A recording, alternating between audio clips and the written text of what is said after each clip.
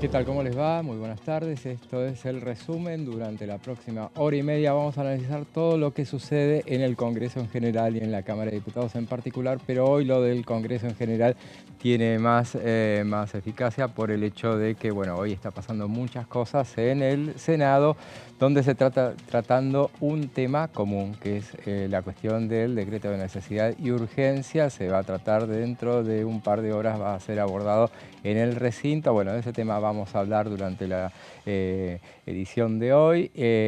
Hay mucho para hablar porque acá en la Cámara de Diputados suceden muchas cosas y de esas cosas vamos a hablar justamente con nuestro invitado, el diputado nacional del radicalismo, Pedro Galimberti, a quien le agradecemos su presencia aquí. Gracias, diputado. ¿Cómo le va? Buenas tardes. Qué momento, qué semana complicada, ¿no? En la Cámara de Diputados. ¿Qué balance hace usted en principio, de lo que fue la sesión fallida, si se quiere? Yo no sé si necesariamente debe ser ese el término para ponérsele, pero de la sesión de ayer. La sesión que no fue, no se alcanzó el quórum. Es un tema que está vinculado a una asignatura pendiente. Yo decía que tiene el Estado argentino. Por un lado lo tiene Poder Ejecutivo, que creo que de alguna manera lo siente, por algo se le están otorgando bonos mes a mes a jubilados y pensionados, pero también lo tenemos nosotros en el Congreso, toda vez que la última fórmula que se ha sancionado en el gobierno de Alberto Fernández ha sido una fórmula cuyos componentes que están integrados en parte por remuneraciones promedio de salario, lo que se conoce como RIT, y por otro lado lo que son las recaudaciones de los organismos sociales, bueno, han marcado una clara diferenciación respecto al proceso inflacionario que tuvo la Argentina, por tanto, han quedado atrás. Y esto ha significado pérdida del poder adquisitivo durante la gestión de Alberto Fernández, sumado a lo que se han dado en estos 3 meses desde que asumió el nuevo gobierno, producto, entre otras cosas, de, bueno, una devaluación o una pérdida del poder adquisitivo del peso, en el cual el actual gobierno ha sido quien lo ha llevado adelante y que ha significado, para decirlo en términos muy claros, que se enflaquezca el bolsillo de los jubilados y pensionados. Por supuesto que esto también se lleva a otros sectores de la vida nacional, pero nosotros, al menos algunos legisladores, estamos comprometidos en que cuanto antes, no digo que se restablezca una paridad, que es muy difícil en términos económicos, pero que se comience a transitar una senda donde justamente se comience a recuperar lo que se perdió. El radicalismo se dividió de alguna manera ayer con la presencia justamente de algunos de sus diputados. Usted estuvo en la sesión. Sí, yo fui uno de los diputados que bajé. Soy autor de uno de los proyectos para modificar la ¿Y fórmula. por qué algunos pensaron que había que estar y otros, bueno, prevaleció la idea de no estar? Bueno, porque existe alguna idea vinculada a dejar que el gobierno vaya actuando. Yo veo un gobierno que pretende concentrar buena parte de la billetera, el gobierno nacional me refiero, y eso está muy claro cuando uno mira los términos de la ejecución presupuestaria. ¿Dónde ha caído más? Bueno, ha caído en lo que se le gira a las provincias, ha caído en cuanto a lo que son subsidios o algún tipo de ayuda en lo vinculado a tarifas y servicios o el mismo transporte, y ha caído también en lo que es básicamente un tercio aproximadamente de esa caída se ha dado en lo que refiere a lo que son haberes de jubilados y pensionados. Por tanto, algunos tenemos la idea de que cuanto antes trabajemos este tema mejor, otros pretenden dar algunos plazos un poco más adelante. Yo advierto un gobierno nacional que tiene una mirada puesta muy fuerte en la negociación con los gobiernos provinciales, y a partir de ello pretenden supeditar esta cuestión de jubilaciones y pensiones a ese acuerdo político con las provincias. Particularmente, no es compartido por todos, creo que hay que separarlos, que son dos cosas diferentes.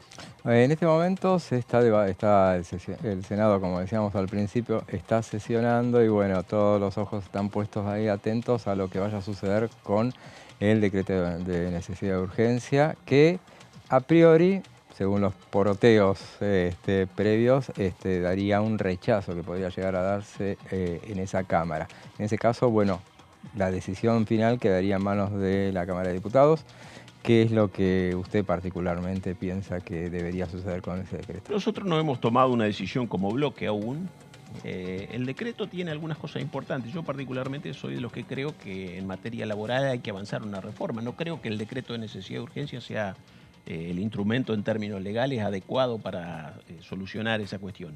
Pero hay algunos aspectos que son interesantes y otros que particularmente considero que no pasarían el filtro. Por tanto, se presenta un problema. Desde el partido nosotros hemos llevado esa idea de tratar de discutir por capítulo o por artículo en lo posible, toda vez que se dice no es posible discutir un DNU, se lo acepta o se lo rechaza. Lo cierto también es que la práctica parlamentaria a la que nosotros estábamos habituados, nunca hubo un decreto de necesidad de urgencias con estas características en cuanto a la magnitud, a los temas que abarca, a la extensión misma. Pero bueno, veremos que en definitiva también cuál es el tratamiento que hoy acontece en el Senado. Me parece que es un tema que, independientemente de la suerte que pueda correr ese instrumento jurídico, está también la cuestión de que algunos de esos temas pueden ingresar ya hoy con el periodo de sesiones ordinarias mediante proyectos más cortos, específicos, que pueden ser presentados por el oficialismo, pero algunos también por la oposición. Independientemente de eso, otro de los temas que justamente ha sido el tema del verano, el tema de extraordinarias, fue la cuestión de bases, la ley de bases. Hoy ha trascendido el borrador de lo que va a ser, bueno, la ley de bases 2. Justamente, no sé si usted accedió a la misma o por lo menos, bueno, debe haber visto lo que ha trascendido en los últimos días, pero si no, en todo caso lo pongo al tanto. Hablan de 269 artículos y más o menos es un poco lo que se había dicho, menos emergencias, bueno, una cantidad menos empresas para privatizar.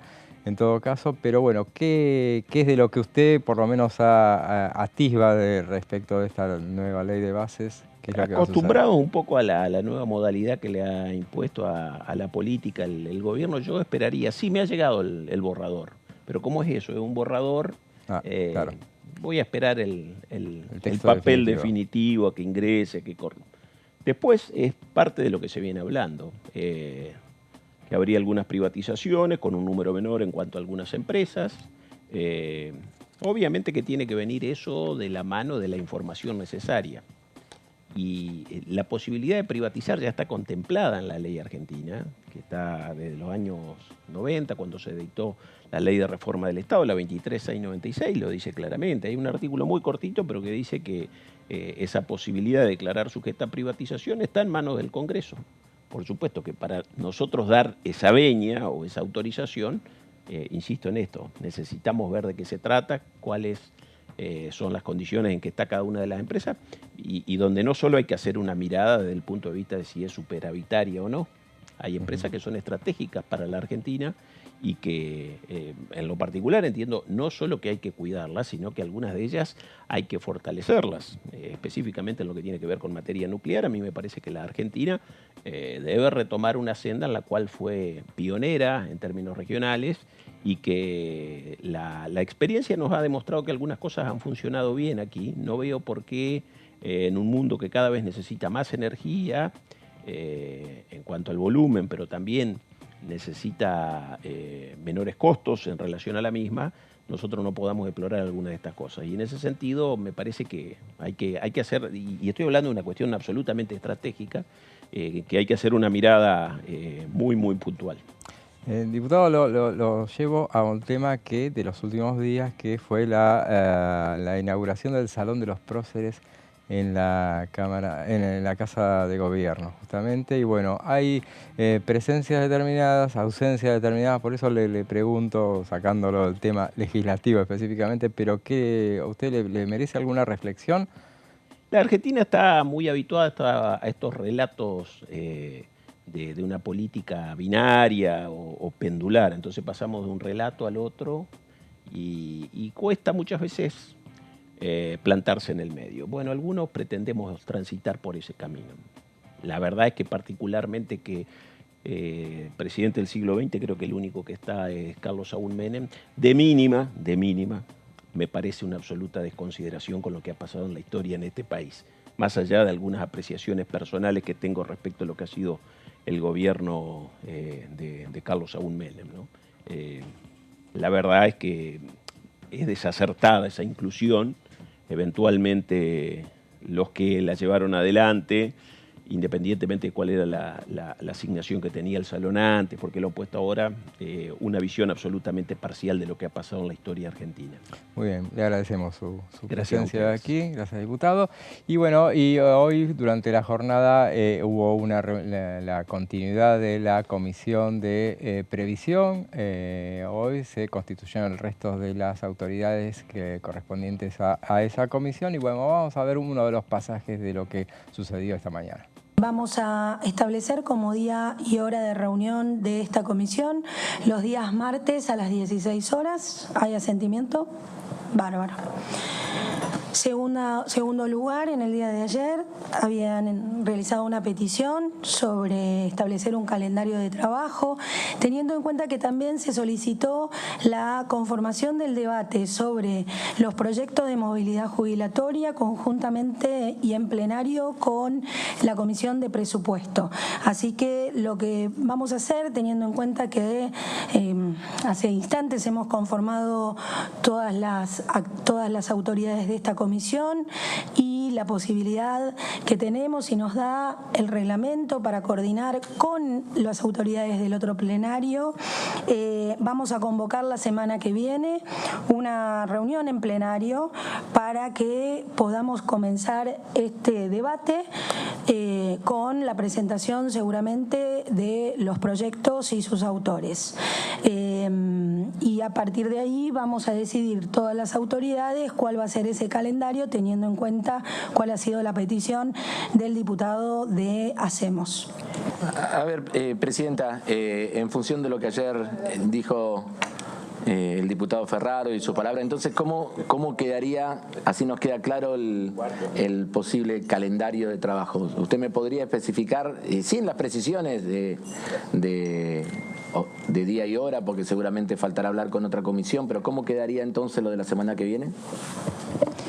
Bueno, repito, primero vamos a conversar con las autoridades de la Comisión de Presupuesto, que ya está conformada y en funcionamiento, y vamos a establecer en el marco de la semana, entre lunes y jueves, una fecha para poder reunirnos, teniendo en cuenta el interés y la velocidad que tenemos que tener, la imperiosidad que tiene justamente los proyectos de fórmula de movilidad jubilatoria para poder tratarse de manera inmediata. Es lo que hemos conversado con las autoridades de los bloques y están todas de acuerdo, teniendo en cuenta que también a partir de la conversación que mantengamos con las otras autoridades le vamos a devolver, como se hace en todas las comisiones, un calendario de tratamiento que incluya las reuniones de las comisiones, las reuniones informativas, las reuniones de asesores y que además podamos avanzar lo antes posible con el tratamiento de este tema. Sí. Gracias, Presidenta. Aprovechar en eso, ya que va a estar esa convocatoria, obviamente usted sabe que ya hay proyectos que tienen estado parlamentario, otros que seguramente podrán ingresar en los próximos días, así que contemplar esa situación en la convocatoria y como siempre que se abre un plenario se hace en función de expedientes concretos, quizás el primer paso que podamos dar tenga que ver justamente con una breve exposición de los autores de los distintos proyectos para que tengamos un piso de debate sobre el cual arrancar y después iremos haciendo todos los agregados. Bueno, veíamos pasajes de lo que fue la reunión de hoy. A partir de las 11 se reunió en la continuidad de lo que habían iniciado ayer a partir de las 16, esa reunión de la Comisión de Previsión y Seguridad Social, en la que faltaban determinar cuáles eran las autoridades. Bueno, se nominaron a todas las autoridades, menos quedó justamente la que va a ser la presidenta de la comisión. Ahí veíamos actuando como tal a la diputada Karina Banfi, que ostenta una suerte de presidencia provisional hasta que, bueno, ese lugar sea ocupado por razones reglamentarias, no pudo hacer, después vamos a dar detalles sobre el tema. Va a ser ocupado por la diputada Browner de Koning, radical cordobesa ella, pero bueno, vamos a presentar a quienes me acompañan hoy. ¿Cómo estás, Guido? ¿Qué tal? ¿Qué tal? Bienvenido. Bien, muy bien. Una jornada intensa. Vos estás en la continuidad informativa hoy así justamente. Bueno, y Jessica Alcaño, ¿cómo estás? ¿Qué tal, José? ¿Cómo estás? ¿Qué ¿Todo tal, bien? Guido? Sí, bien, muy bien. Siguiendo con atención también lo que pasa en el Senado, que ya comenzó el punto del tratamiento del DNU 70-2023. Así que, bueno, estamos justamente, decíamos que íbamos a tratar el tema y realmente eso es el tema del día, justamente no corresponde a la Cámara de Diputados, pero como decía al principio, eso es algo que obviamente corresponde a las dos cámaras, justamente. ¿Cuál es el de vos qué estás presumiendo que va a suceder con este decreto de necesidad de urgencia? Bueno, hay dos escenarios, o se aprueba o se rechaza. Ujú. No, es una broma que estoy haciendo, o se aprueba o se rechaza. La verdad. Pero en la previa todo indica que se está más cerca del rechazo, ¿no? De hecho, cuando los pedidos de sesión, toda esta polémica que hubo de la vicepresidenta que venía demorando la convocatoria al Senado, es decir, ya había una masa crítica para ir hacia el rechazo, ¿no? Cuando pide Unión por la Patria las sesiones y cuando el grupo de senadores federales también, 9 senadores piden sesión, también están mostrando una intención de ir por el rechazo. Y Claro. recién en la sesión, La Libertad Avanza propuso nuevamente posponer el tratamiento del DNU y hubo una votación nominal y salió rechazado 41-30. Es decir, 41 fueron los que votaron para continuar en la sesión tratando el DNU y que se vote efectivamente en el día de hoy. Esas son las votaciones que muchas veces te muestran Claro. la proyección de lo Sí. que va a suceder después. Y a veveces se tira, ¿no? Un globo ensayo. A ver. Sí, igual no se pide votar necesariamente algo, ¿no? el 41, por continuar el debate del DNU, no necesariamente es el número que quiere rechazar el DNU, Claro. porque muchos quizás quieren que el problema se resuelva hoy, que el Senado le dé un cierre y que luego pase a tratarse a diputados. Entonces quizás hay algunos rechazos ahí, o sea, no guiarnos con que 41 es el número. Esto es lo que intentó ayer Victoria Villarroel en la reunión de labor, pidió una Claro. postergación y le dijeron que no. Una especie, claro. Sí, sí. Los jefes de bloque, ¿no? En este debate que hay con la carta del Ejecutivo de si ella pudo haber hecho algo para planchar esta sesión o la terminó convocando porque no tenía más alternativa, ¿no? Lo que puede suceder en muchos casos es aquello de que, bueno, los retiros estratégicos. Entonces, a veces Claro. uno no vota con el dedo, sino vota con la cola, entonces, y no está a la hora de votar. Eso puede llegar a suceder, uno pensaría en que justamente un tema que está teniendo llega a su punto final en la Cámara Alta es el tema del lavado de activos, que bueno, es una cuestión que llegó hace 2 años, lo presentó a tal punto que lo presentó Alberto Fernández en su momento, en 2022, finalmente se aprobó el año pasado en la Cámara de Diputados, había quedado pendiente, yo pensaba que hasta llegué a pensar que había perdido estado parlamentario, pero no, gana un año más a partir de la aprobación, la media sanción en la Cámara de Diputados en este caso, pero bueno, viene a cuento ese tema de que aquella vez que se aprobó en la Cámara de Diputados, se aprobó con un número de votos a favor muy bajo, 111 votos solamente a favor, y bueno, esos son los retiros estratégicos. Yo no lo voto a favor, pero tampoco te lo voy a voltear, entonces retirás gente, que es lo que en definitiva podría llegar a suceder con el decreto de necesidad de urgencia. Claro, Esa sí, es una porque es el último punto del temario de la sesión de hoy, entonces el orden del temario era una cuestión importante porque estaba garantizado el quórum porque había otros temas. Justamente estaba el lavado de activos, había unos acuerdos también para eliminar la doble imposición con otros países y dejaron el DNU para el final que da esa posibilidad, o sea, poder votar todo lo anterior y cuando llegue el punto del DNU la posibilidad de que algunos se puedan retirar. Incluso eso abre la posibilidad de que hasta se pueda caer el quórum cuando llegue el momento, pero por esta votación que acabamos de contar recién, por la propuesta de posponer el debate, evidentemente hay una mayoría que está por que hoy se resuelva con una votación la aceptación o el rechazo del decreto 70-2023. Recordando que justamente no es obligatorio tratar el DNU, podría, como pasa con todos los DNU, no tratarse nunca. Claro. Entonces, si hay una intención de ir, no, vamos a tratarlo y vamos a votarlo, todo indica que se va hacia el rechazo, ¿no? También, claro, puede suceder. Hay que esperar, si no sería si llega a ser aprobado, sería un triunfazo el gobierno. Totalmente, sí.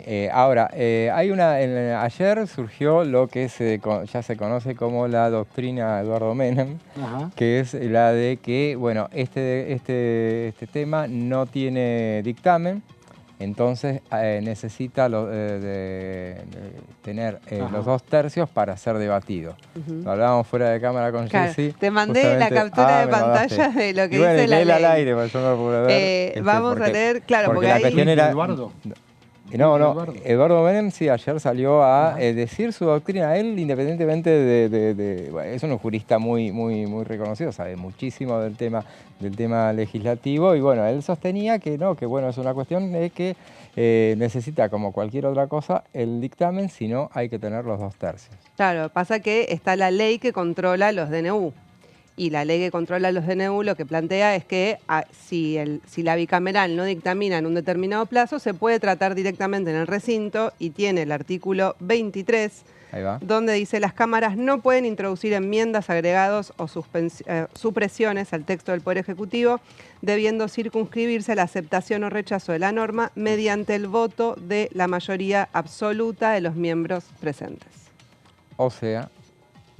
alcanza con tener uno más, o sea, sí. Ahí está. Sí. Quórum, 30 y... Sí. Sí, lo que pasa es que él insistía, digo yo, tratando de interpretar, no quiero ser exégeta menos aún de Eduardo Menem, pero entiendo que él insistiría, él te diría en ese caso que bueno, que sería si tuviera dictamen.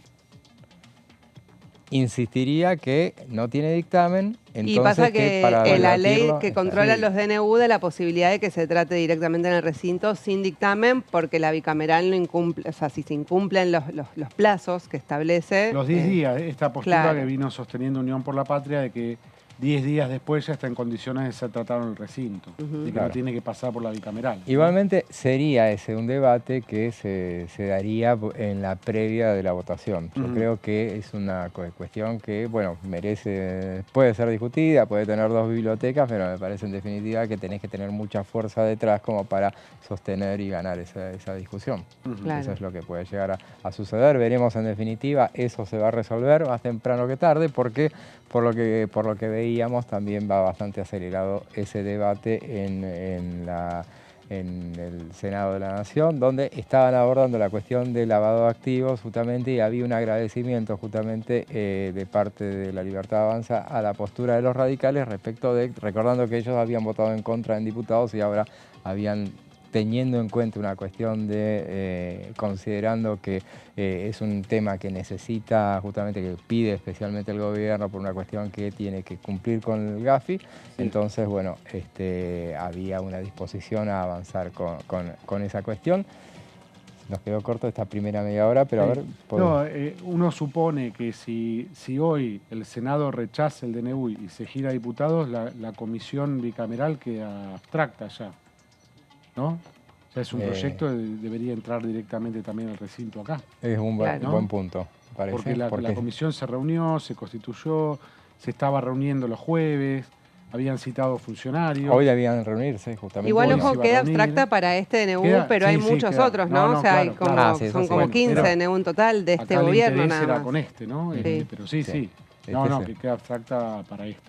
Claro, habrá que ver en definitiva qué es lo que sucede, pero claro, es un buen punto porque, bueno, si en definitiva se quedó saldada la discusión, a menos que te dijeran, no, hacen falta los 2 tercios, entonces, que no los tiene nadie, los 2 tercios, en ese caso, ahí quedaría postergado un debate, y ahí sí dependería más de conseguir el dictamen, pero bueno, todo eso vamos a hablar en lo que resta del programa. Ahora te despedimos, Guido.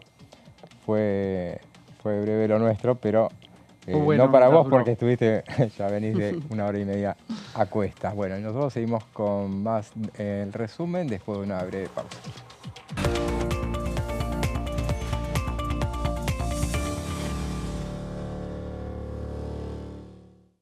Dengue, Zika y chikungunya. Presta atención a estos síntomas.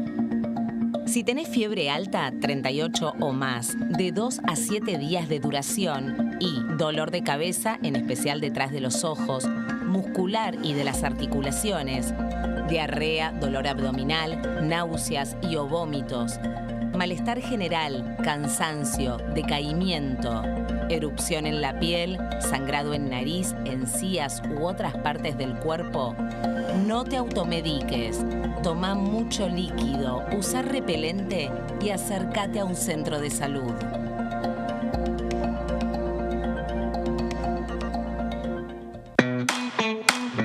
Información, actualidad, noticias, inclusión, libertad, incluidos. Noticias sin límites. Lunes y miércoles, 18-15 horas.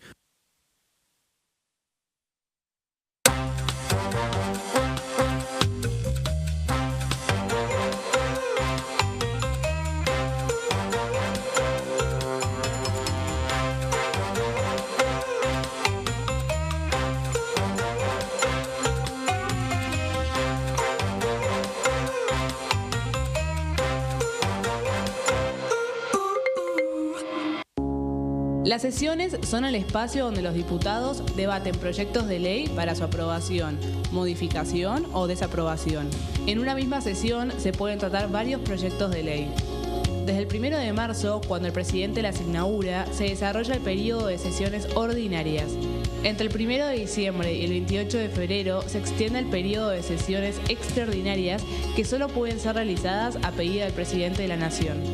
En el recinto, el bloque oficialista se dispone a la derecha del presidente de la Cámara, el bloque opositor mayoritario a la izquierda y en el centro los bloques con menos cantidad de integrantes.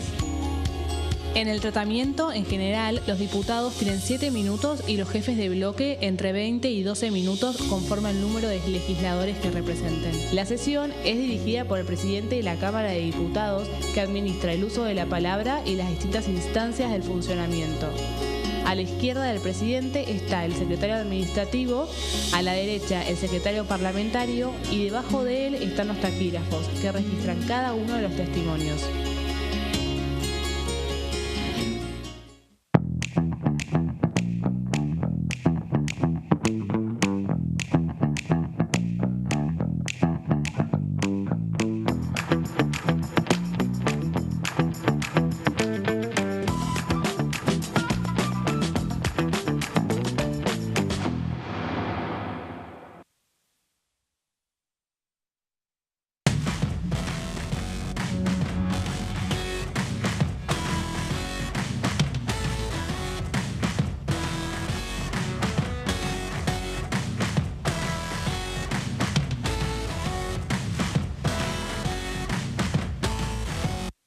¿Qué diferencia hay entre la Cámara de Diputados y la Cámara de Senadores?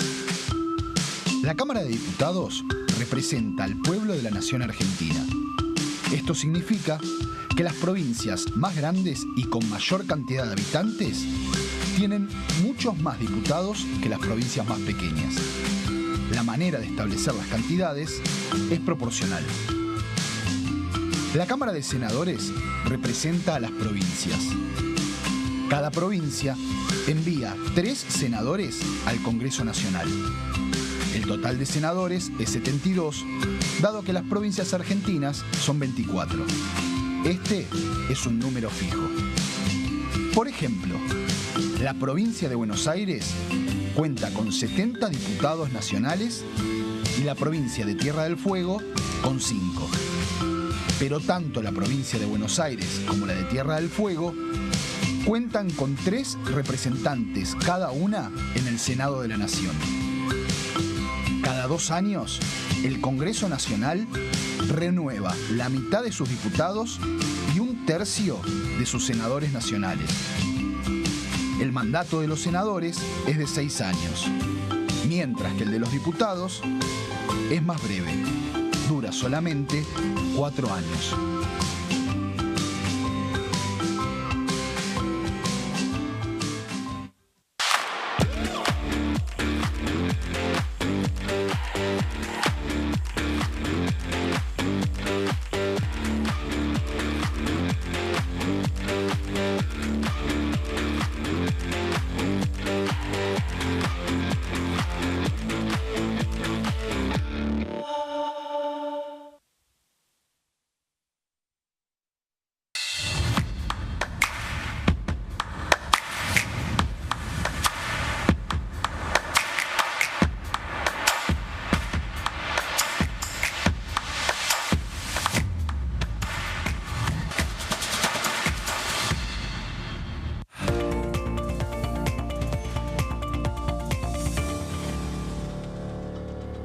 Y seguimos con el resumen en esta jornada donde pasaron muchas cosas. Bueno, recordemos, desde ayer vienen pasando, recordemos la sesión fallida, la sesión que quedó en el camino para tratar el tema de movilidad jubilatoria y la reunión de comisión que se inició ayer, que concluyó hoy, justamente para conformar las autoridades de la misma para comenzar el debate de lo que es el tema de la movilidad jubilatoria, esa cuestión que quería ser debatida en el recinto. Pero bueno, hablamos de la conformación de una de las comisiones, justamente, que se van conformando a pedido, a pedido y a necesidad de los temas que vayan a ser tratados. Y bueno, sobre el tema de la conformación de comisiones nos va a hablar Jessica Alcaño. Así es, José, porque bueno, esta conformación por etapas es algo bastante usual en en las distintas gestiones y presidencias de esta Cámara. Bueno, recuerdo con el gobierno anterior, en su momento habían conformado solo las que tenían que ver con la aprobación del acuerdo con el FMI y después las otras se hicieron mucho tiempo después. Bueno, en este caso también vamos por etapas. Hay un total de 46 comisiones en la Cámara de Diputados y hasta ahora se conformaron 5 desde que asumió la nueva composición, ¿no? En diciembre del año pasado. Tenemos 4 de ellas que fueron por las sesiones extraordinarias, especialmente todo lo que tuvo que ver con la ley de bases, que tenía giro a las comisiones de Presupuesto y Hacienda, a la de Asuntos Constitucionales y a la de Legislación General. Y hay una cuarta que se conformó en periodo de extraordinarias, que es la de Relaciones Exteriores y Culto, porque dentro del temario de las extraordinarias el Poder Ejecutivo había enviado unos acuerdos para eliminar la doble imposición, justamente los que hoy tuvieron media sanción en el Senado, claro, hace un ratito nada más, para eliminar la doble imposición en acuerdos con otros países como la República Popular de China, como Turquía, y estaba un acuerdo de protección de inversiones con Emiratos Árabes. Ese hoy tuvo menos votos, Unión por la Patria en el Senado no lo aprobó los otros sí. Pero bueno, por eso se había conformado Relaciones Exteriores y Culto, pero que después de la conformación no tuvo ninguna otra sesión porque no se avanzó con eso, porque tenían giro inicial en el Senado, por eso le dieron la media sanción en el día de hoy. Vamos a ver en la siguiente placa. La de la nueva movilidad jubilatoria, el debate de la nueva movilidad jubilatoria se conformó en el día de hoy, podemos decir, empezó ayer, pero tuvo un cuarto intermedio. Se terminó de conformar esta Comisión de Previsión y Seguridad Social en el día de hoy. Veíamos hace un ratito a la diputada Karina Banfi, que ofició un poco de presidenta provisional, como decía José, pero va a asumir en la próxima reunión Gabriela Brauer de Koning, que es cordobesa, que es la que propone la Unión Cívica Radical para presidir la misma. Y lo que quedaron en el día de hoy, porque hicieron su cuarto intermedio y en el día de hoy no solo conformaron, votaron las autoridades, los secretarios, sino que también hubo un debate en torno a cómo avanzar con el debate de los distintos proyectos que hay sobre la modificación de la movilidad jubilatoria. Lo que acordaron a grandes rasgos es buscar acercar posiciones con la Comisión de Presupuesto y Hacienda, que preside el ahora diputado de La Libertad Avanza, José Luis Espert, para poder hacer un plenario de comisiones y tratar en conjunto, porque todos los proyectos de movilidad jubilatoria tienen giro a ambas, tanto a la de previsión como a la de Presupuesto y Hacienda. Entonces, la semana que viene tienen intenciones de hacer un primer plenario de comisiones, y lo que propuso especialmente Maxi Ferraro, de Hacemos Coalición Federal, de la Coalición Cívica, es que se pueda dictaminar hasta el 9 de abril. Más o menos esa es la fecha que dijo en el día de hoy, en el día de ayer también, para poder agilizar de alguna manera el tratamiento. Esto vamos a ver qué evolución tiene, porque va a depender también mucho de si ingresa una nueva versión de la ley de bases, que contenía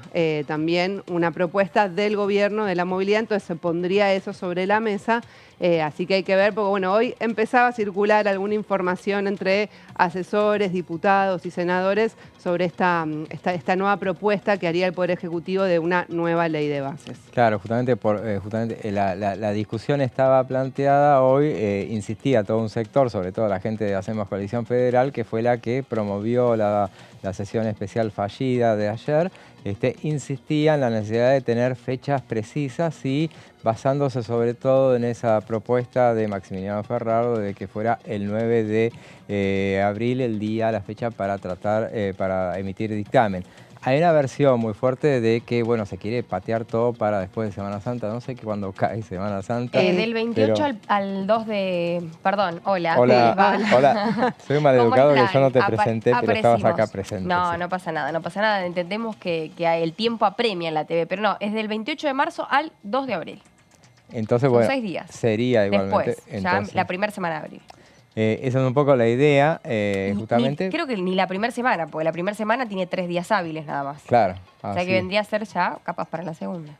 Ese es el tema, que bueno, justamente lo que decían ayer durante el debate en el recinto era que, bueno, vienen semanas cortas, entonces, bueno, ¿qué es lo que va a suceder? Y está un poco la cuestión de que desde el oficialismo quisieran que este tema sea como figura, de hecho la movilidad jubilatoria figura dentro de la ley de bases, o sea que esté incluida, pero bueno, seguimos con lo veremos, sí, y lo que vamos a ver ahora es los temas que empezaron a aparecer más fuertemente o que hay más presión de parte de los diputados para que se conformen, y hay 3 especialmente que hay que poner ojo y que pueden ser las que próximamente, o por lo menos los distintos bloques opositores están presionando para que se constituya, y hay muchos proyectos relacionados a esas comisiones.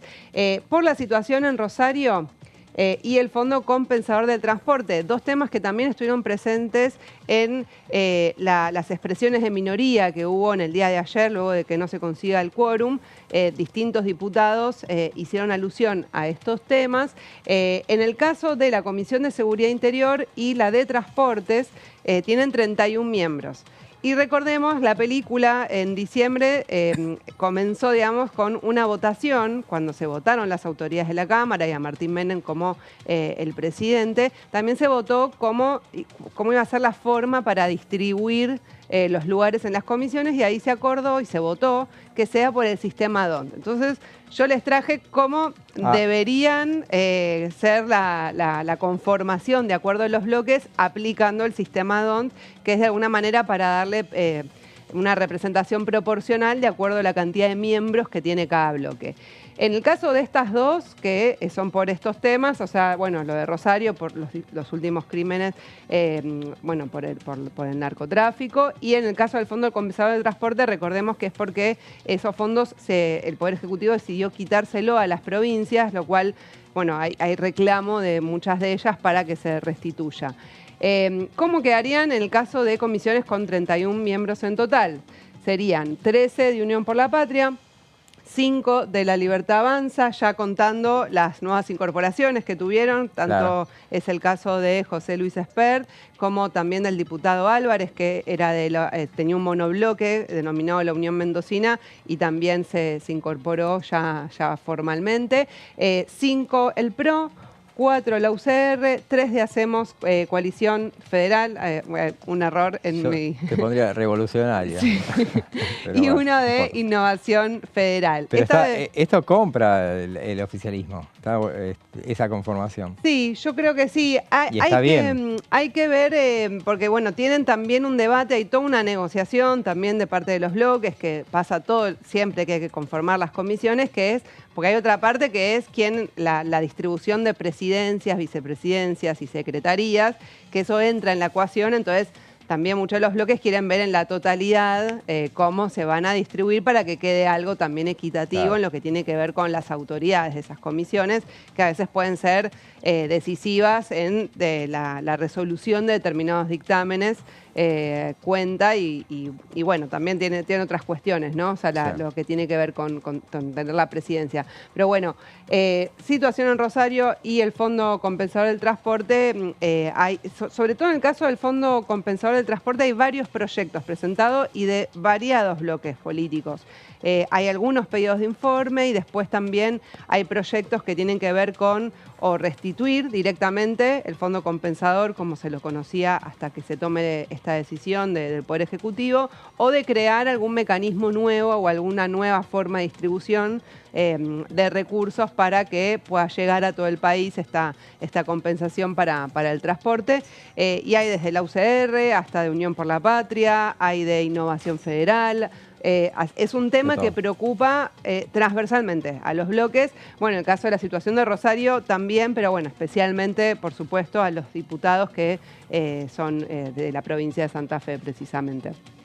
Vamos ahora a la última placa para ver lo que tiene que ver con educación, ¿no? Porque otro de los grandes temas que también es bastante transversal y hay presión para tratarse, y ayer también fueron mencionados en esta sesión con expresiones de minorías, tiene que ver con la restitución del Fondo Nacional de Incentivo Docente, o la prórroga, porque se eliminó. Es algo que en realidad estaba por una ley de los 90, todos los gobiernos lo prorrogaban, pero bueno, el gobierno de Javier Milei decidió no prorrogarlo, con lo cual muchos de los proyectos que están presentados, algunos dicen, bueno, prorrogar por 5 años, por 4 años, es el caso de algunos de la Unión Cívica Radical, por ejemplo, y otros dicen, no, que sea algo permanente, como es el caso del de Unión por la Patria, el de Frente de Izquierda, pero hay diversos proyectos y pedidos de informe también. Eran 7 proyectos, creo, y 4 pedidos de informes que hay relacionados solamente al tema del FONID, entonces hay también presión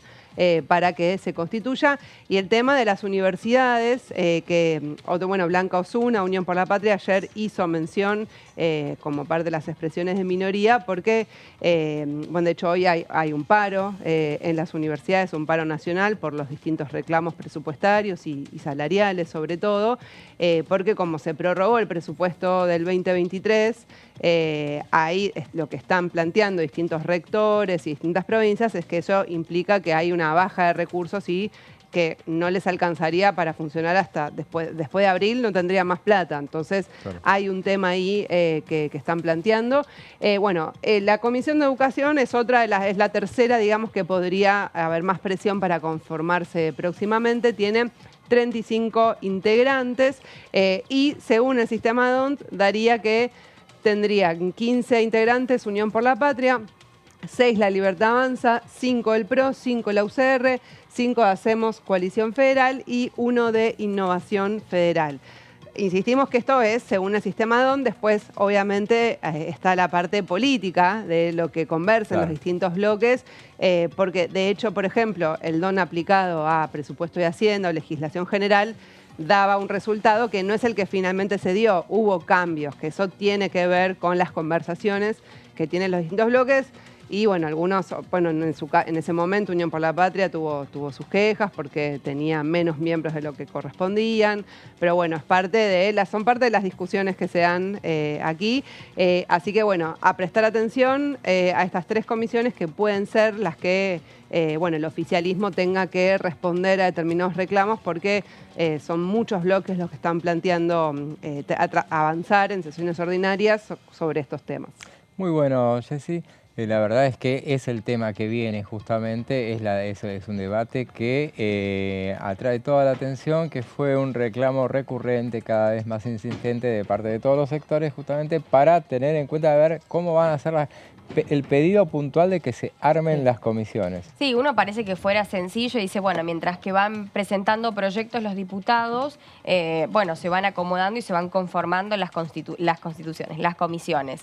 Quise decir que se van constituyendo las comisiones. Bueno, realmente es un trabajo que es un poco más complicado, más allá que se aplica este sistema DON que hablaba muy bien Jessy. Bueno, tiene que ver con acuerdos, tiene que ver también con los arreglos que pueden llegar a tener por parte de los bloques que van a colaborar este año también con el oficialismo, porque por supuesto el año que viene, y ya lo hemos hablado, seguramente, más allá de que sigan gobernando en minoría, va a haber algún tipo de reestructuración dentro del Congreso. Por ahora hay muchísima expectativa por las comisiones que restan integrar, a medida que vaya avanzando también esto que decía, ¿no? Los proyectos que vayan presentando los legisladores en los próximos días, ¿no?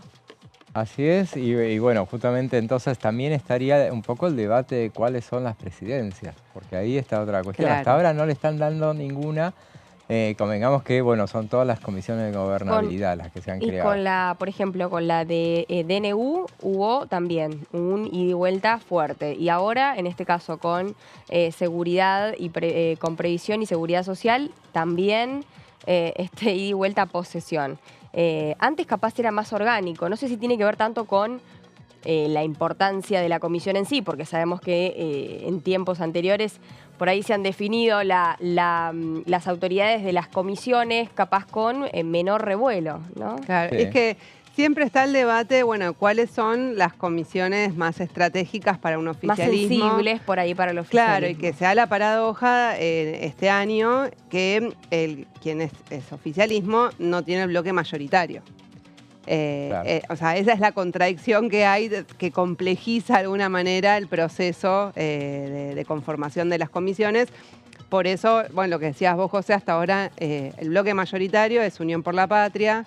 Hasta ahora no le dieron ninguna presidencia de las comisiones que se han conformado y más bien fueron todas o de la Libertad Avanza o del PRO, en el caso de Relaciones Exteriores y Culto, que está Fernando Iglesias, en la de Previsión la UCR, así que bueno, ahí son todos bloques que son más dialoguistas o están actuando, en el caso del PRO, bastante más en común con la Libertad Avanza. Entonces, bueno, eso genera algunas suspicacias, pero está este problema, ¿no? O sea, esta complejización.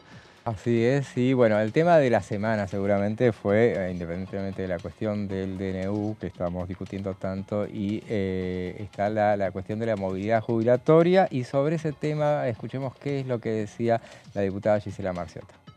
Hola, ¿qué tal? Bueno, lamentablemente no se pudo avanzar en un tema que es de vital importancia y de urgencia, ¿no? Que es la situación de los jubilados que vienen perdiendo en sus ingresos, que hay que decirlo también, que vienen perdiendo desde antes de la asunción del presidente Milei, pero que se ha acelerado a pasos agigantados esa pérdida con la disparada inflacionaria que significó desde la asunción del 10 de diciembre a esta parte. Con lo cual, por eso digo urgente. Yo vengo trabajando un proyecto hace muchos años digo 2022, cuando nosotros todavía éramos gobierno, que ahí ya había un desfasaje respecto de la fórmula para actualizar las jubilaciones cada 3 meses. ¿Por qué? Porque había inflación y no se contemplaba la inflación en esa fórmula. Entonces lo que yo hice en ese momento es presentar un proyecto que hoy digo, la semana pasada, representé porque había perdido estado parlamentario, que es mantener la fórmula, porque la fórmula en sí es buena si no hay inflación. La fórmula es mala cuando hay inflación y no está contemplada para poder actualizar las jubilaciones. Entonces lo que hago es mantener esa fórmula, que en un periodo no inflacionario funciona bien, pero le agrego que cuando haya inflación y esa fórmula no esté compensando las jubilaciones en función de esa inflación, se dispare lo que se denomina una cláusula gatillo y automáticamente eso la compense. Entonces las jubilaciones no estarían perdiendo como les viene pasando ya desde hace unos años, pero que, insisto, se fue acelerando a pasos agigantados con la disparada inflacionaria de los últimos meses. Entonces los jubilados quedan muy retrasados respecto de lo que estaban cobrando, con lo cual yo creo que es urgente esto de tratar esta movilidad y esta nueva, no es una nueva fórmula, porque yo lo que hago es sostener la fórmula que había y agrego la cláusula gatillo. Y presenté otro proyecto para que las jubilaciones puedan estar actualizadas de una sola vez, por esto que digo, que viene un atraso muy grande. Entonces, bueno, decir, una vez todas las jubilaciones, no solo la mínima, todas las jubilaciones se actualizan de acuerdo al acumulado inflacionario que hubo, para que no tengan esta pérdida tan grande que tuvieron y pueda compensarse. Y a partir de ahí se empieza a actualizar con esta nueva composición que digo, que es agregando la inflación cada 3 meses. Y sostengo lo de los 3 meses porque muchos proyectos que están dando vueltas de otros bloques son mensuales y por inflación. Pueden ser mensuales porque es solo por inflación. Como yo sostengo la fórmula anterior, que incluye salario, incluye recaudación, incluye el crecimiento del país, digo, cuando pasa eso vos necesitas que sea trimestral, porque esos aumentos, esas variaciones se toman trimestralmente. Y yo creo que es bueno sostener eso, porque si llega a haber un periodo donde no hay inflación, digo, vos ahí no le estarías ajustando la jubilación, los haberes jubilaciones a los jubilados. Entonces ahí estarían perdiendo. Y si tenés un periodo donde sí son mejoras, hay mejoras salariales, o hay un crecimiento de la economía, o hay un crecimiento de la recaudación, está bueno que eso también le llegue a los jubilados. Con lo cual yo creo que las dos cosas son necesarias.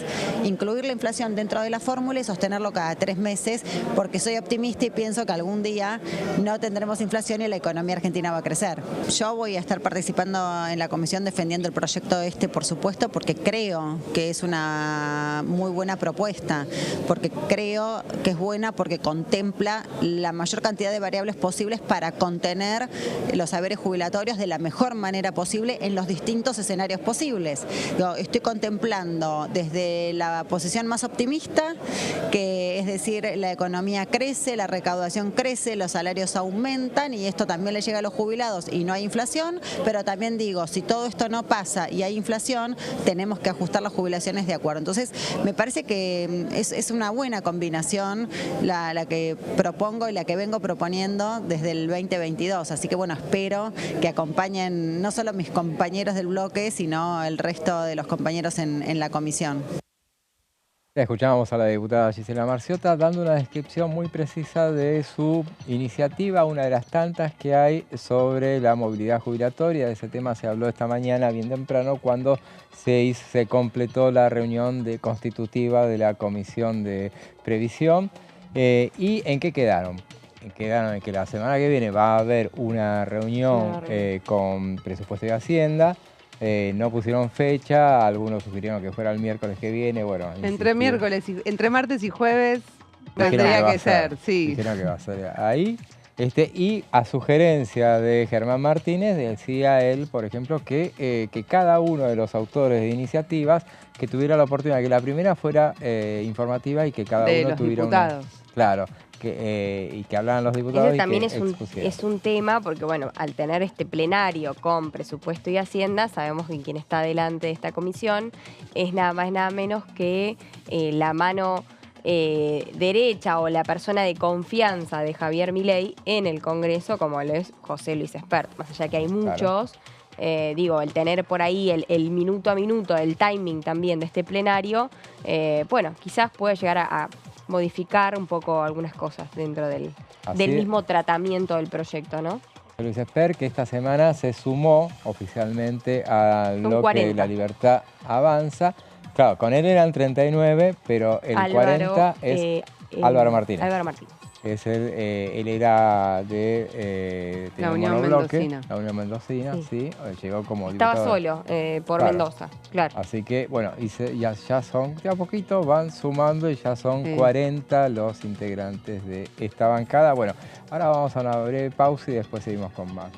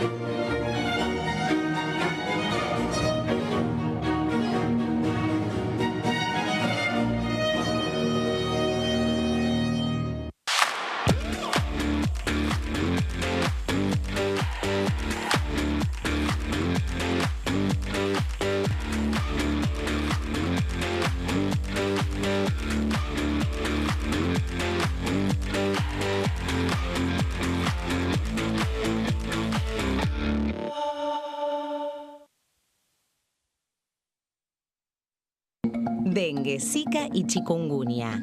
¿Cómo protegerte de la picadura de mosquitos?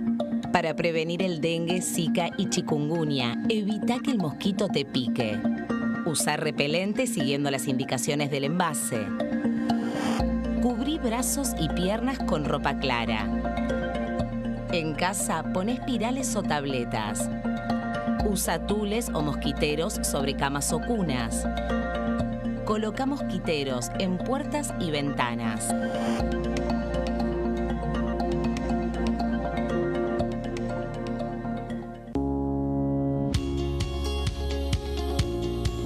La Cámara de Diputados tiene 257 miembros.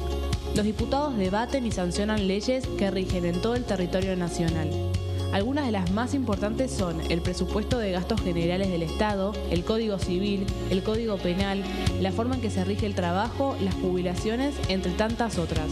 Además, controla y hace un seguimiento de las políticas del Poder Ejecutivo a través de la visita de diferentes funcionarios o el pedido de informes, así como la posibilidad de realizar juicios políticos a los funcionarios. La duración de los mandatos de los diputados es de 4 años y pueden ser reelegidos indefinidamente. Desde el momento en que asumen y hasta el final de su mandato, no pueden ser acusados, interrogados judicialmente, ni molestados por las opiniones o discursos que imitan desempeñando su mandato. Son requisitos para ser diputado tener al menos 25 años, 4 años de ciudadanía argentina y haber nacido en la provincia por la que se postula o haber residido en ella los 2 años precedentes. Se agrupan en bloques que expresan partidos políticos o afinidad ideológica. Existen también los monobloques integrados por un solo diputado.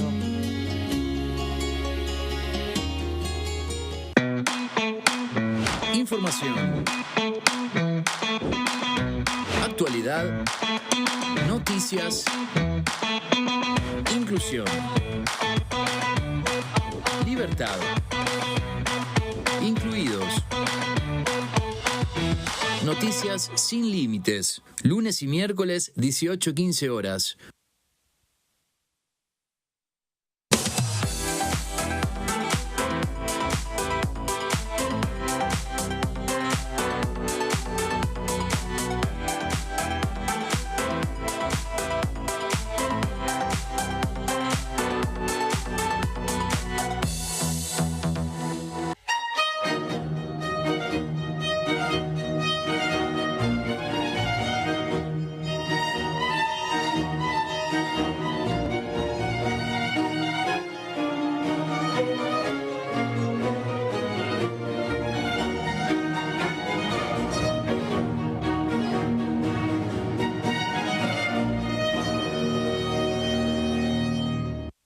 ¿Qué diferencia hay entre la Cámara de Diputados y la Cámara de Senadores?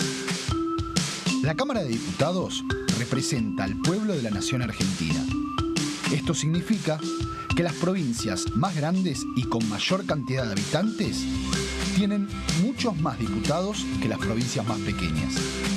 La manera de establecer las cantidades es proporcional. La Cámara de Senadores representa a las provincias. Cada provincia envía 3 senadores al Congreso Nacional. El total de senadores es 72, dado que las provincias argentinas son 24. Este es un número fijo. Por ejemplo, la provincia de Buenos Aires cuenta con 70 diputados nacionales y la provincia de Tierra del Fuego con 5. Pero tanto la provincia de Buenos Aires como la de Tierra del Fuego cuentan con 3 representantes cada una en el Senado de la Nación. Cada 2 años, el Congreso Nacional renueva la mitad de sus diputados y 1/3 de sus senadores nacionales. El mandato de los senadores es de 6 años, mientras que el de los diputados es más breve, dura solamente 4 años.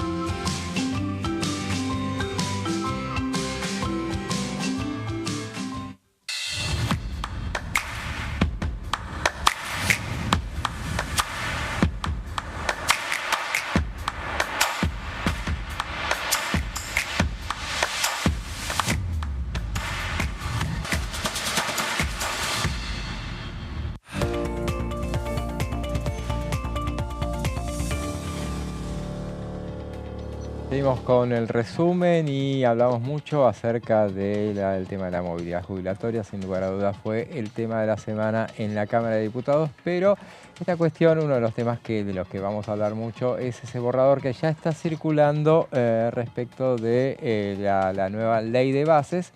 Un tema que se empezó a conocer a partir del viernes pasado en la reunión con los gobernadores, donde trascendieron detalles de lo que sería la nueva ley de bases. Hoy por lo menos ya está circulando algo que de todas maneras el diputado Galimberti nos decía, bueno, hasta que no lo vea lo oficial, él no se va a poner a analizar lo que es un borrador, pero bueno.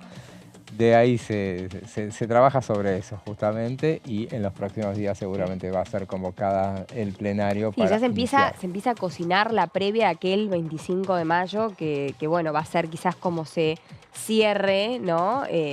Obviamente que el tratamiento de la ley bases puede llevar su tiempo y seguramente tenga el paso por comisiones correspondiente, porque creo que se va a pasar, ¿no? Por las comisiones. Claro, tiene que tener un nuevo dictamen. Digo, no creo que pase por un plenario de 2, 3 comisiones, como fue antes. A ver, tratemos de no hay que pisar la piedra, más allá que se necesita más consenso y por lo tanto mayor trabajo de diálogo.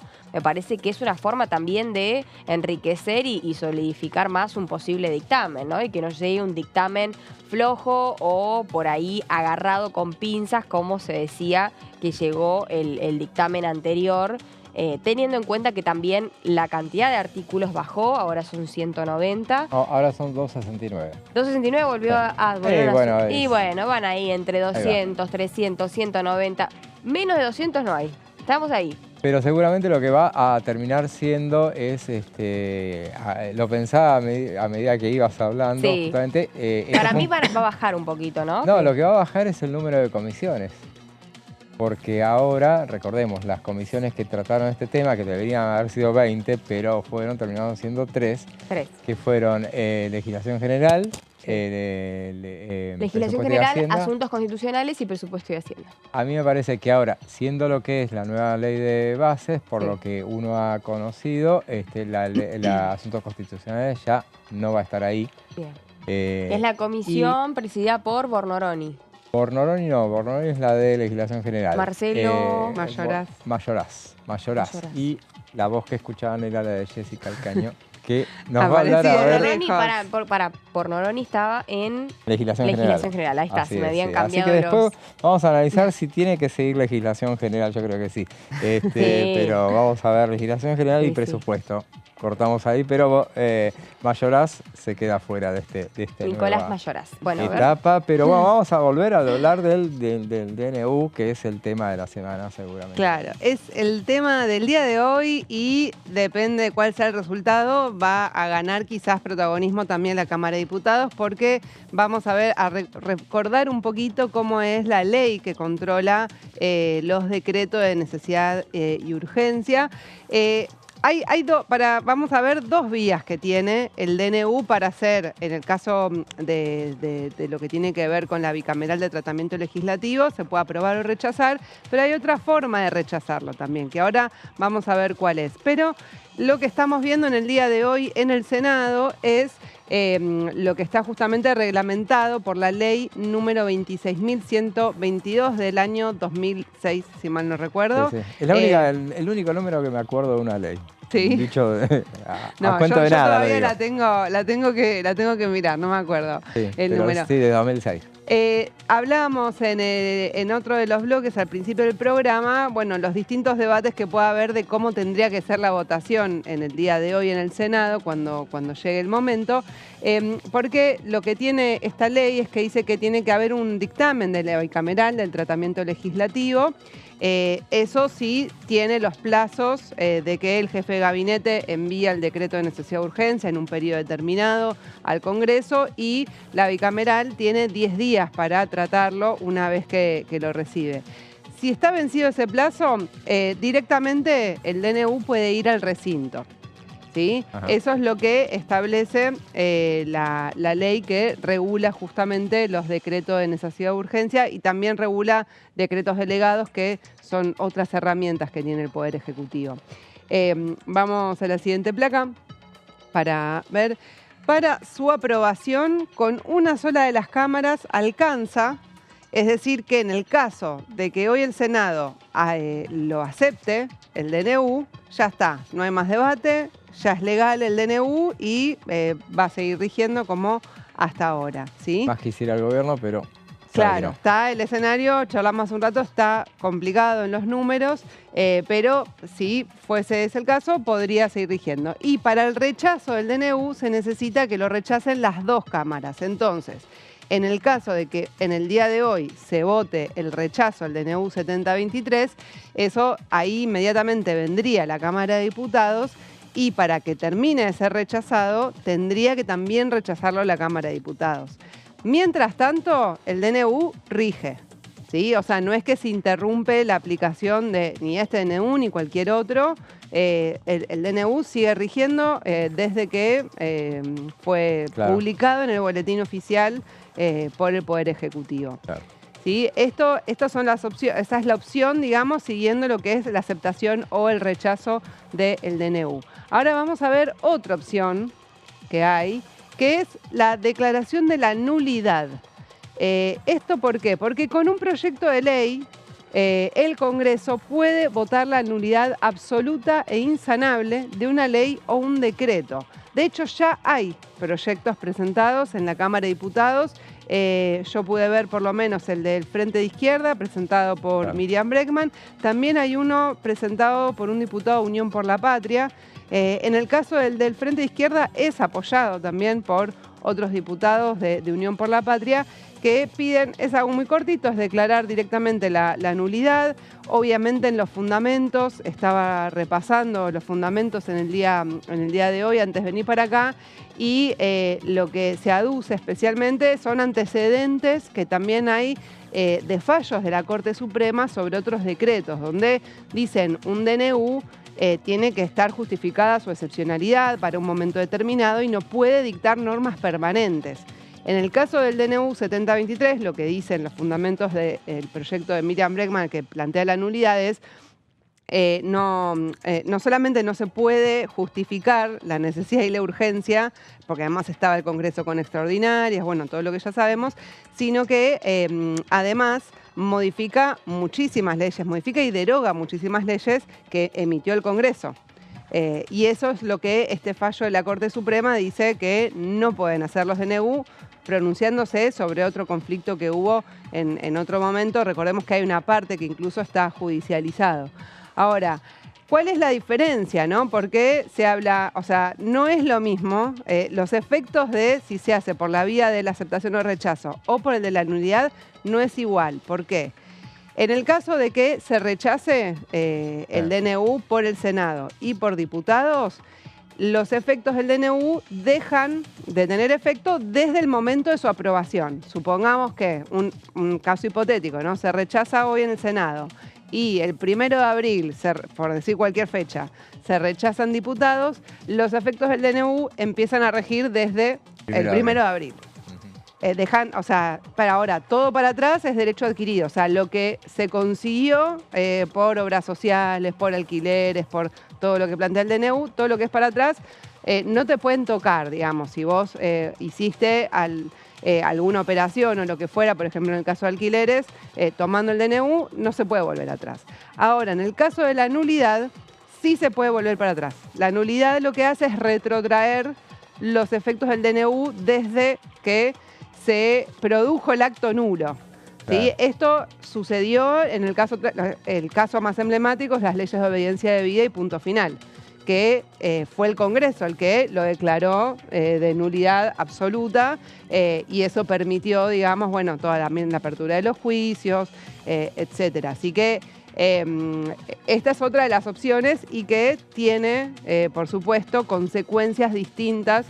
O sea, se pueden hacer las dos también, ¿no? Se puede seguir todo lo que es el trámite en el Congreso para la aceptación o el rechazo, o también se puede hacer vía un proyecto de ley y que eso obviamente tiene que llegar al recinto, tiene que conseguir su mayoría, etcétera, y para tener en cuenta también porque también hay leyes que el presidente puede vetar. Eso ha ocurrido en muchísimos gobiernos.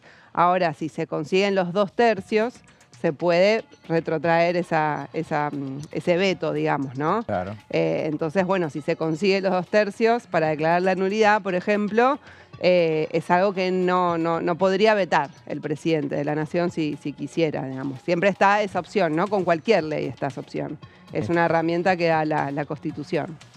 Una alternativa que puede llegar a suceder en este caso, bueno, la nulidad, todos los destinos que puede llegar a correr este decreto, que recordemos, en el caso de los decretos de necesidad de urgencia, bueno, nunca, siempre se dice, nunca ningún decreto fue rechazado por las dos cámaras, eso nunca sucedió, pero tampoco lo que nunca sucedió es que se rechazara, al menos por una cámara, con un gobierno en ejercicio.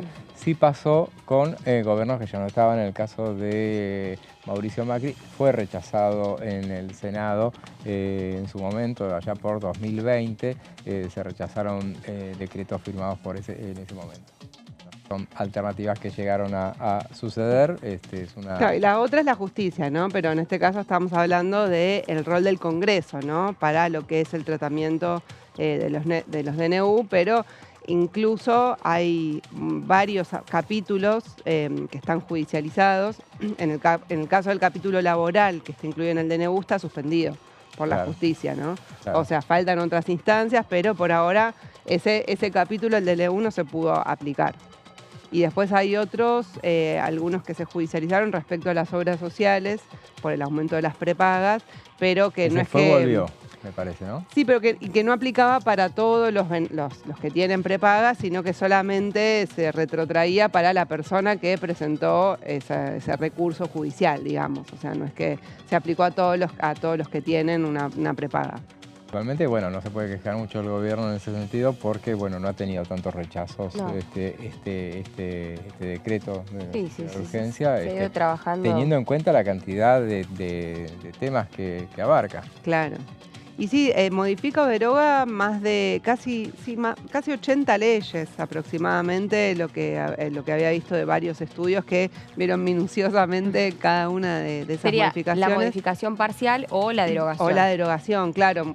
Tiene muchísimos artículos porque por ahí de algunas leyes no las deroga en su totalidad, sino que plantea derogó tal artículo. Hoy después derogó tal otro artículo de tal. O sea, pero en total las que modifica, y son leyes que implican el código aduanero, bueno, el tema de las obras sociales. Para facilitar el tema de importaciones, por ejemplo. Claro, por eso mencionaba también que hay antecedentes de la Corte Suprema que han fallado y que han dicho, bueno, los DNU no pueden implicar normas permanentes o ir contra leyes de forma permanente que ha hecho el Congreso. Entonces, muchos agarran de esos antecedentes, de esa jurisprudencia que existe, para plantear, bueno, por qué no tiene legitimidad o debería volverse para atrás. O muchos también lo usarán en la sesión del día de hoy en el Senado. Seguramente hay quienes lo rechazan. ¿Cuál sería el camino? Supongamos que finalmente se rechace, insistamos, si se aprueba ya se acabó la historia con este DNU. Sí. Si se rechaza, bueno, quedará entonces, será la espada de Damocles durante los próximos años en la Cámara de Diputados, que es lo que sucede hasta tanto no se apruebe. El tema es que si se rechaza y continúa como sigue... A ver, la realidad es que se lo va a tomar quizás como, no digo un fracaso, pero como algo que no fue a favor del gobierno, ¿no? Obviamente, claro, hoy se va a hablar de una derrota del gobierno con esto que tampoco es un tema que sea definitivo, pero bueno, una derrota parcial. O sea, ¿cuánto tiempo podría demorar para también eso quiero saber, rearmarse un DNU?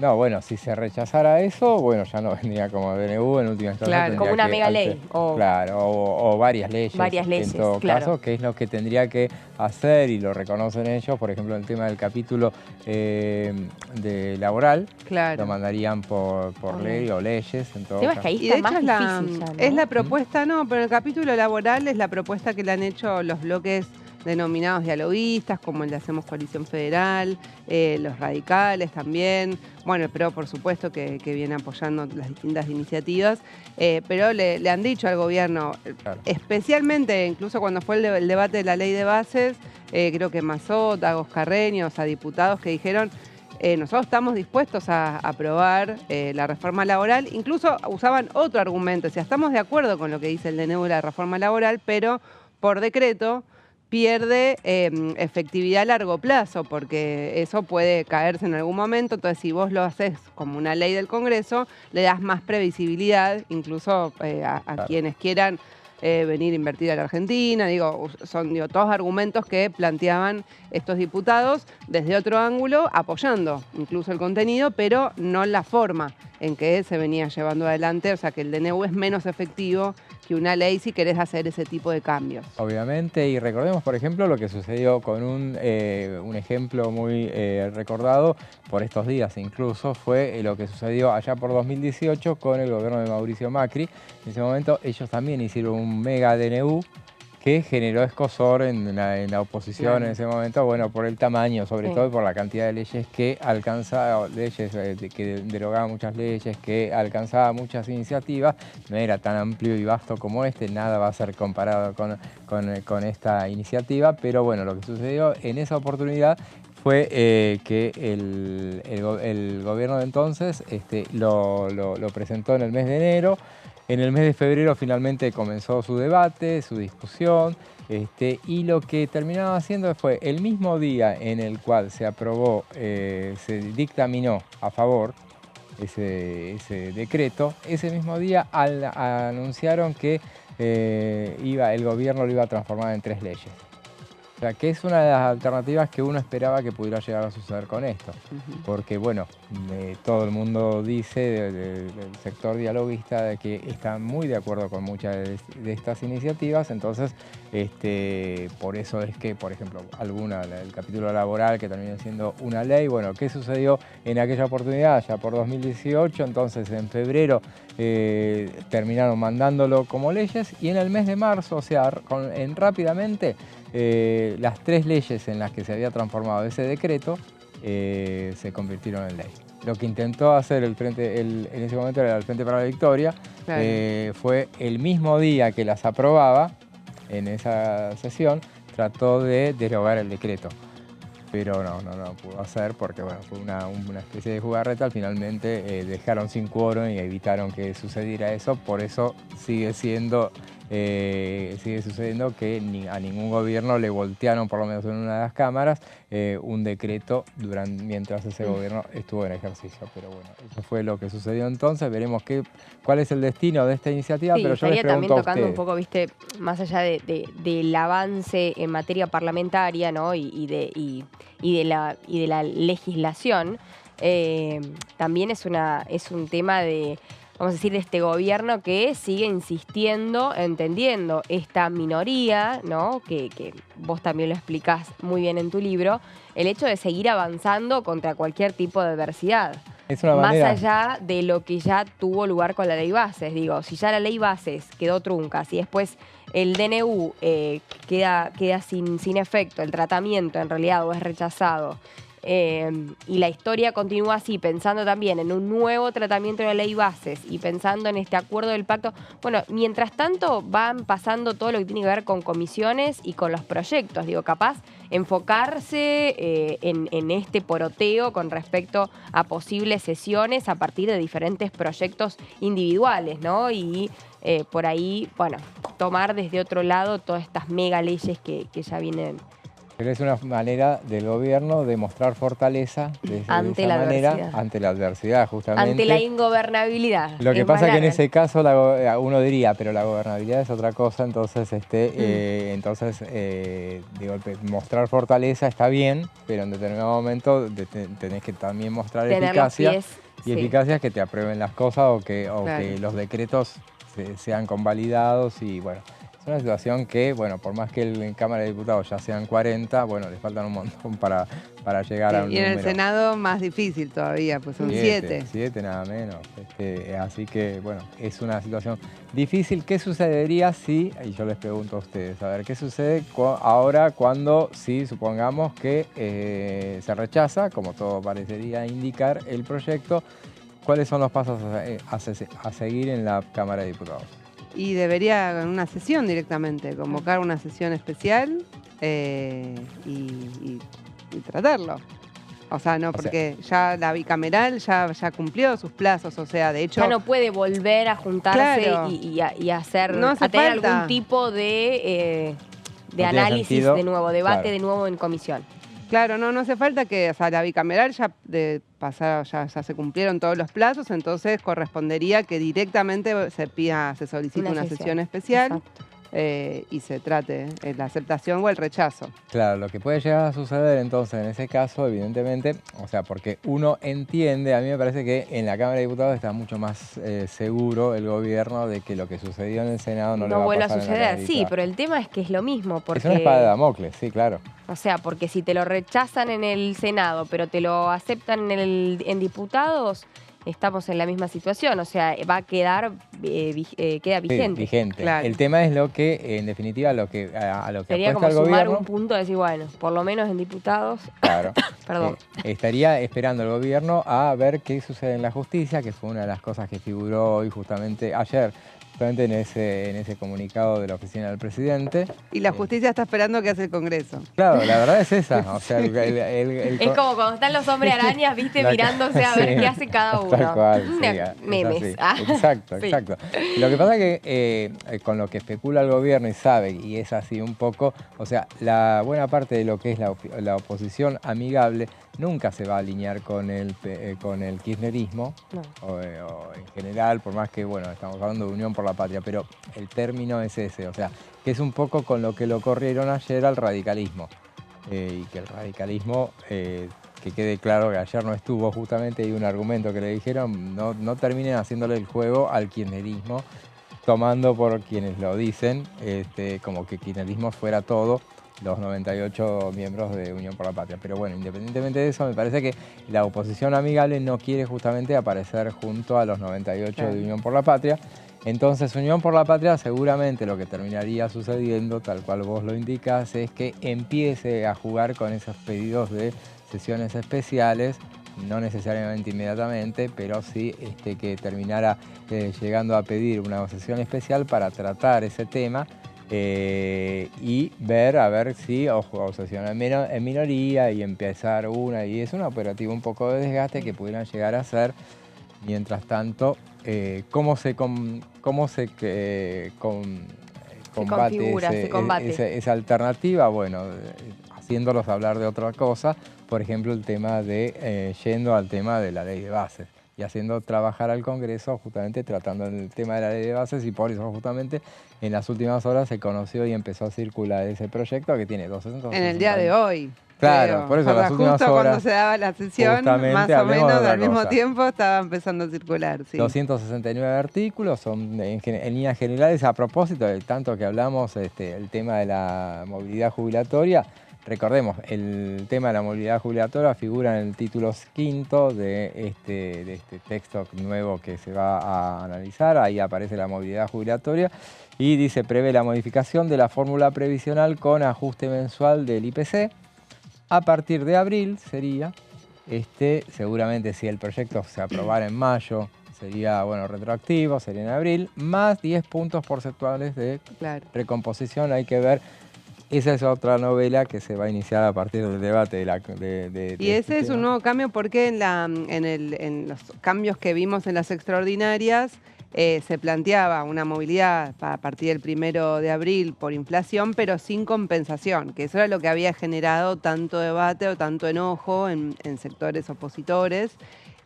Y en el caso del proyecto de Hacemos Coalición Federal, de la coalición cívica en particular, pedía como un 20% de recomposición, sobre todo por la inflación de enero.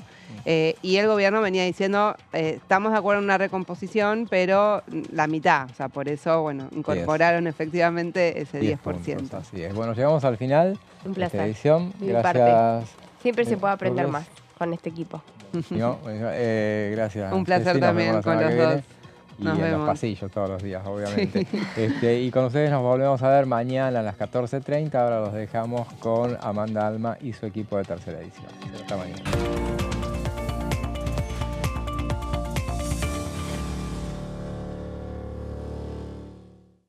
Dengue,